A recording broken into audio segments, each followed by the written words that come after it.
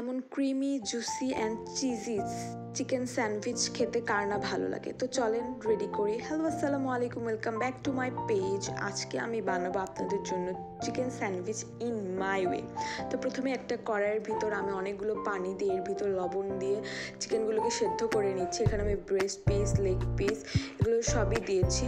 তো আমি এটাকে স্টোর করে রাখতে পারি বানিয়ে, পরবর্তীতে পরোটা, বার্গার বানিয়ে বা স্যান্ডউইচ বানিয়ে আবার খেতে পারবো। এবারে মাংসগুলোকে হাড় থেকে খুলে নিয়ে আমি ব্লেন্ডারে ঝুড়ো করে নিয়েছি। এবারে এই ঝুড়ো মাংসগুলো আমি সাইডে রেখে দিব। একটা প্যানের ভিতর তেল, বাটার, পেঁয়াজ ভেজে নিব। এর ভিতরে কর্নফ্লাওয়ার আর দেব রসুন দিয়ে ভেজে নিয়ে আমি দিয়ে দিব দুধ।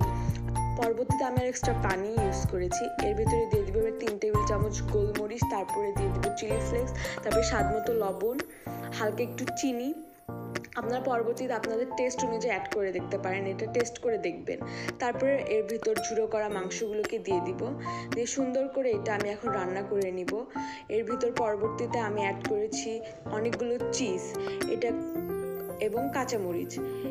এগুলোকে সুন্দর করে দিয়ে একদম ভালোভাবে কুক করে নিতে হবে, যাতে চিকেনগুলো একদম আঠা আঠা হয়ে আসে আর প্যান থেকে উঠে আসে, একদম লেগে যেন না যায়।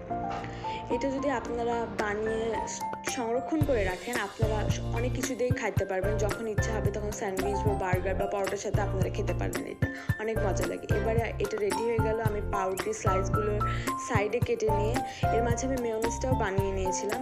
গার্লিক মেয়োটা ব্রেডের উপর স্প্রেড করে দিয়ে এর উপর চিকেনের ফিলিংটা দিব, এর উপর আরেকটু মেয়োনিজ আর টমেটো কেচাপ দিয়ে আমরা এটাকে হালকা একটু বাটারে গ্রিল করে নিব।